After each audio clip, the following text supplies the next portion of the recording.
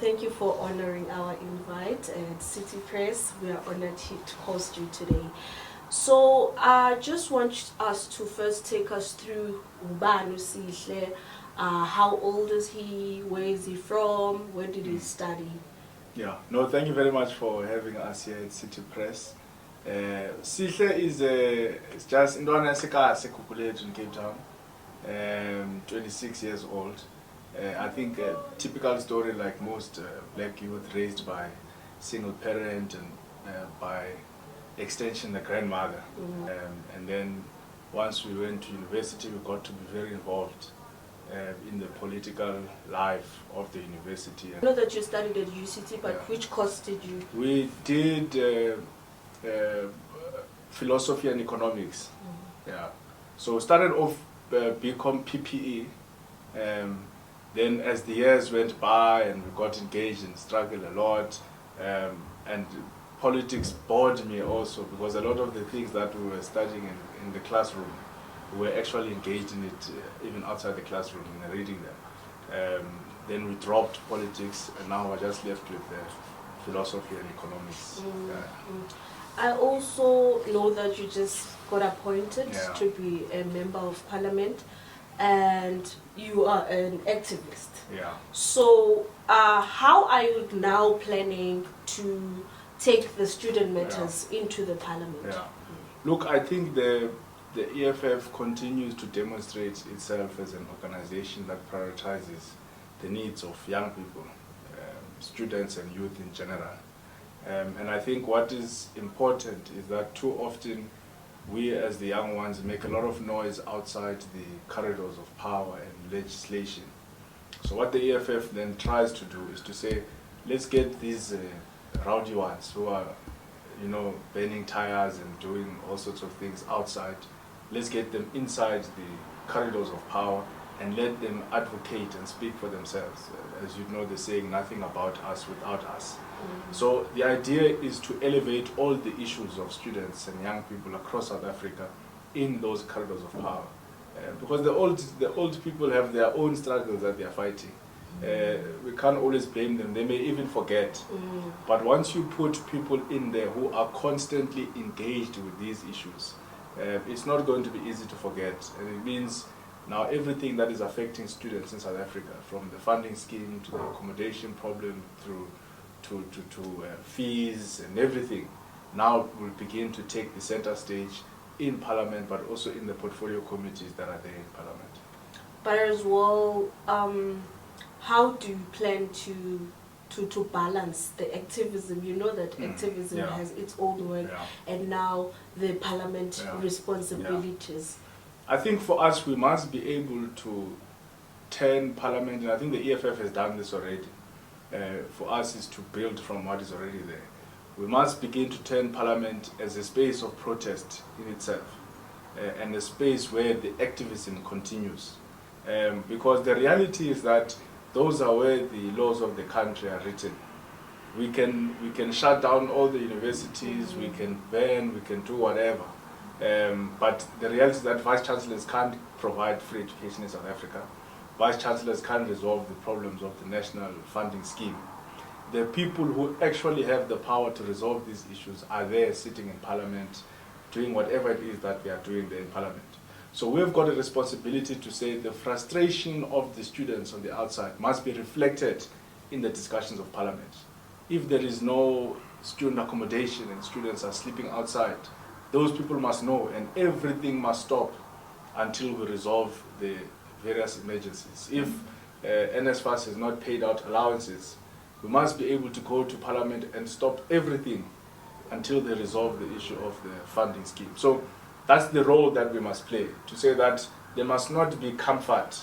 No one must rest there. Whatever discussion is being discussed on the outside must be reflected inside those corridors. Which now puts you in a more favorable position where you can advance these issues of students. Yes, certainly much better, because now we'd be dealing directly, because the ministers, they must come, they must account, the various universities must come and account to the portfolio committee, and even other youth government bodies like your NYDA must come and account just now the NYDA is going through a process to appoint board members. So we must form part of that, to say that has the NYDA been serving the various youth in our communities, or has it been used as a political funding scheme for particular youth leagues and all of that? So we have to be there. We can't simply make noise on the outside without coming to contribute to the knowledge production of legislation and also to lawmaking in South Africa. Okay.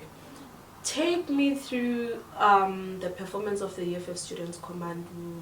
We had elections in campuses, and I know there are certain campuses where the EFF Student Command is performing your VETs, your WUSU, your TUT. Based on the observations from these results, what is your take on the results in different campuses? Look, I think last year we did exceptionally well in all the institutions of higher learning in South Africa. And then this year, although we gained new ground in certain institutions, for example, the University of KwaZulu-Natal, which we had lost last year, we won it this year. We also saw that we lost ground in institutions that we had won last year. For example, the example you made about Wits University, we won it last year, we lost it this year. The same applies with UWC, Nelson Mandela University and the likes. So what then we must be able to develop as a student and movement of young people is how do we hold our SRC members across the country accountable so that they deliver on the promises and commitments that they've made to students. It must not be easy for the EFF-SC to win this year and lose the following year.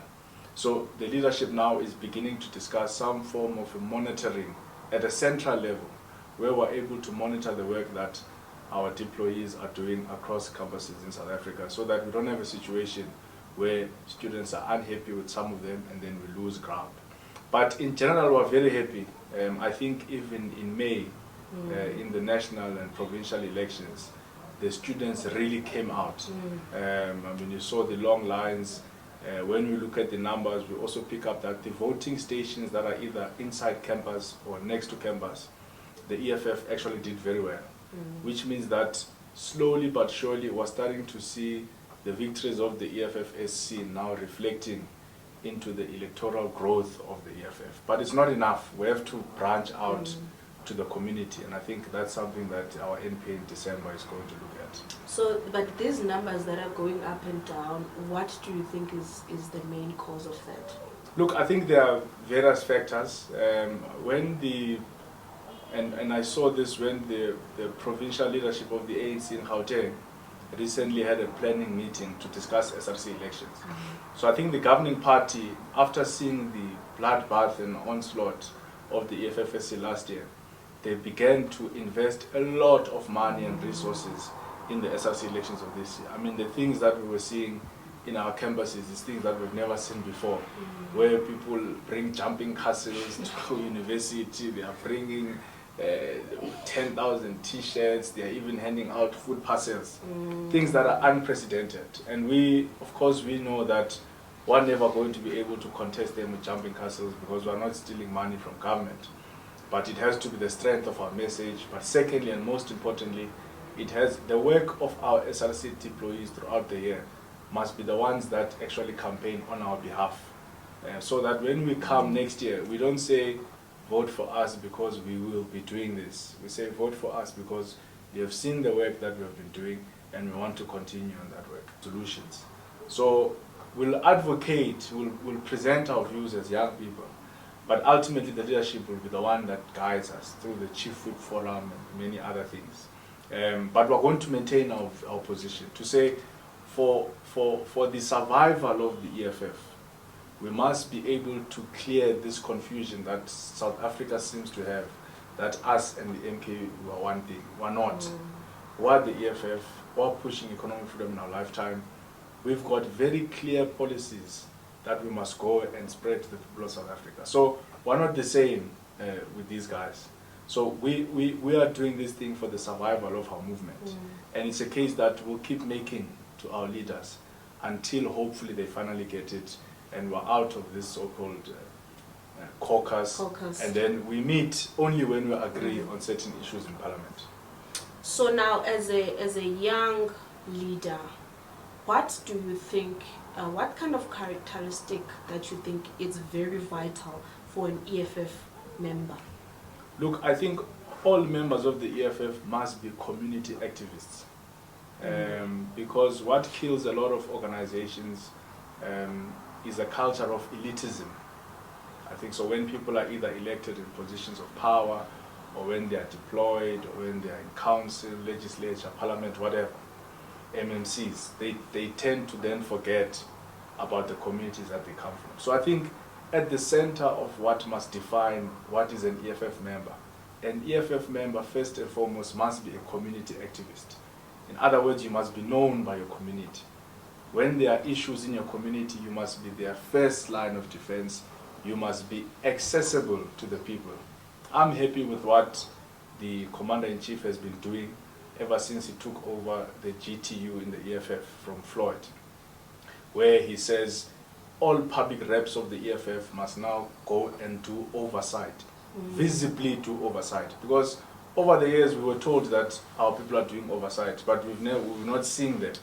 But now we're starting to see our MPs, our members of provincial legislature, our councillors, our MMCs, visibly on the ground helping our communities with all things. So an EFF member must be an activist, must be easily accessible and approachable by the people, and must be honest and have integrity, and must have an uncompromising love for black people.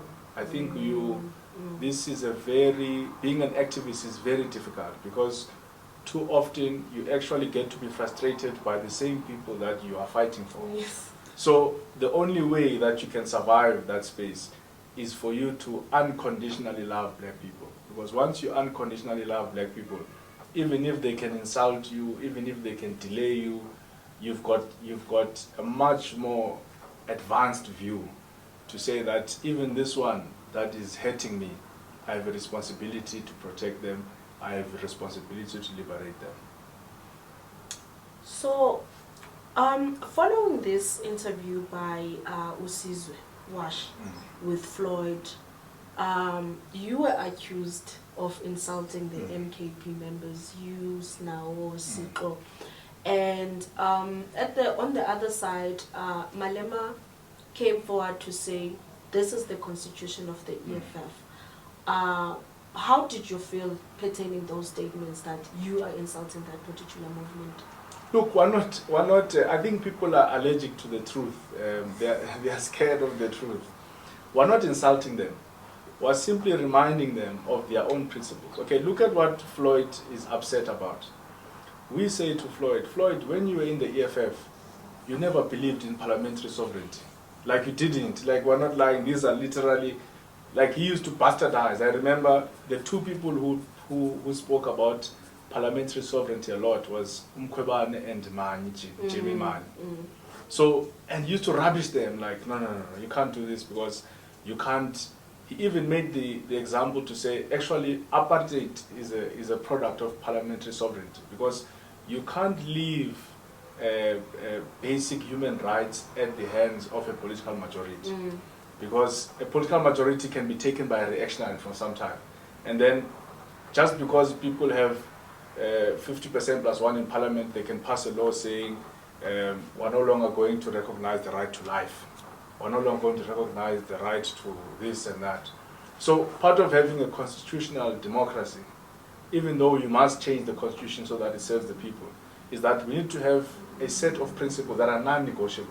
The right to life, the right, the liberty, freedom, and whatever. So he used to tell that to us, even before we knew these concepts.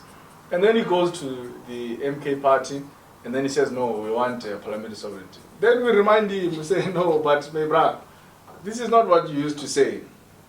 Secondly, he goes to MKP and says he doesn't believe in conferences, because conferences are going to divide, people are going to buy. The same guy, when he was in EFF, used to say, a non-negotiable fundamental principle of Leninism is elected leadership. So you can't just wake up and say, no, Sihle is the chairperson of what, this is the chair. You must go through a democratic process that must obviously be guided. Elect leadership. So we what they don't like, we just remind them of themselves to say, you have clearly sold yourself out, you have clearly sold out principle, because you are now pushing an agenda that does not represent what you used to stand for. And then they say that is insults. And then with the MKP, we remind them that, guys, this 82-year-old that you are now trying to sell to the people of South Africa was the most powerful citizen in South Africa for 9 years. He had all the power, to a point where the first 5 years of that 9 years, not only did he have influence over South African affairs, he had influence over the affairs of his own political party. People feared him. He expelled members of the Youth League. He was running this thing on his own. Why didn't he do all these progressive things that he's promising the people of South Africa to do now?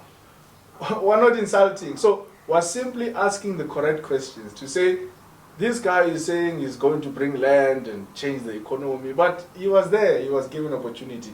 When he was even younger and more energetic and fresh, now he's 82 years old, how is he going to deliver on that? So we have a responsibility to dismantle the lie that the MK party led by Zuma is now this new thing that is going to save the people of South Africa, when in fact this guy was in government. So we're not insulting, they are simply uncomfortable with the truth, because it exposes them to the people of South Africa that these are not principled individuals, but they are going there to push whatever agenda it is that they want to push, and they are going there to personally enrich themselves. Look, EFF is a democratic party, and with this elective conference, at the back of your mind, do you have a structure on, in terms of, if it was according to me, this particular leader would be the president, this one would be the DP, and this one would be the SG, and so on? Look, we're avoiding that because I think that's what led to the excitement that we saw over social media and all of that. We want to talk about the organization itself, because we've got confidence in all our leaders, really, that anyone who can be given that responsibility, whoever it is, they'll be able to fulfill the mandate. What is important is, what responsibility are we going to give these people? And I think that's a discussion that we are preoccupied with, to say, what is going to be the program of action of the EFF? How is the EFF going to turn around its electoral outcomes? How is the EFF going to prepare for 2026? How is the EFF going to continue being a vanguard movement for our community? So, as Funu, we don't want to fall for the trap.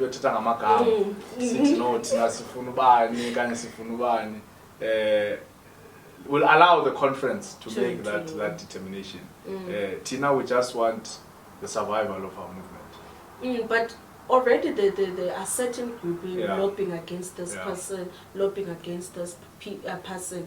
So there was this group that was lobbying against Lonzi, who has chosen to keep quiet and not comment on the matter. What would you make of a scenario where he would maybe be appointed or nominated to stand maybe as a DP, and then he rejects that nomination? Look, I think he wouldn't be the first. So if you remember, in 2019, the former SG of the EFF, Komsa Kotijkati, was nominated for a role, and then he rejected the nomination. And many other people have done that. So it wouldn't be an exceptional situation. It happens from time to time in various conferences. Branches are going to come together, and then they are going to have the right. So that's the importance of elected leadership, is that you give branches and ordinary members a voice to say, we prefer so-and-so over so-and-so. And then ultimately that person must tell us if indeed they want to perform those tasks. If they accept, they accept. If they don't accept, they don't accept.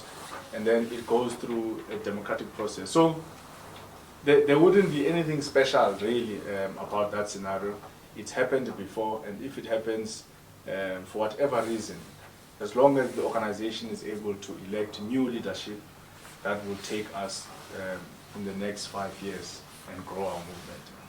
Sihle, do you believe that these leaders that have resigned as the members of parliament in the in the EFF. They've left with certain group of people. Look, not at all. Look, some have left, but I think they are disappointed, especially the former deputy president. I think they are disappointed because they didn't get as many members as they thought that they would get. So, I mean, that's the second in command of the organization. If a deputy president can't take mass membership, Bomkwebane or Jimmy or Fanamuko and the rest, it's not people that should have been our worry. That hey, yeah, we're talking about number 2 of the organization. Literally after the president, that's the highest office. So if he failed to disrupt us nationally, where we see press conferences, marches to HQ and what would typically happen if a deputy president resigns in other organizations. That didn't happen. His resignation didn't have a major impact. Now it's just a group of friends that we took and brought in. So I know they don't have a constituency. So we're still fine, and we're going to demonstrate that in December. We are proper. No, we're solid.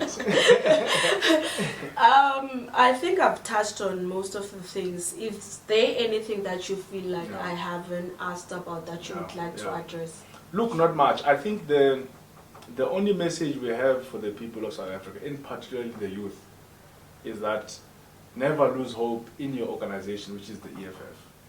The EFF still represents the truth. And yes, people may not like us because we speak the truth. So people must remain firm. All of us must not be shaken by whatever is happening around us. The EFF is still the organization, the vanguard movement that is fighting for the people of South Africa. So we don't want them to be worried. We're fine. They are also fine. Let us continue to build our structures. Let us continue to spread the message of economic freedom in our lifetime.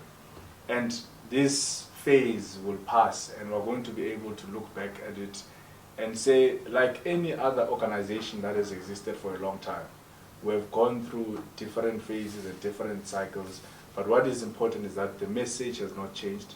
The founding manifesto is still there. The 7 non-negotiable pillars are still there. We're not changing what we've been preaching. We're still fighting for economic freedom. So we want the youth to be assured of that. And the youth must ask questions. The young people must not just follow things because they are a hype. They must ask those questions to say, no, but this thing doesn't make sense. And they must be unapologetic about that. So we were concerned about young people. We're concerned about the youth. I think that's what preoccupies every day, because once you concern yourself with the youth, you concern yourself with the future. So this is their organization. They must fight for it. They must defend it so that we can advance the struggle for economic freedom. Thank you so much.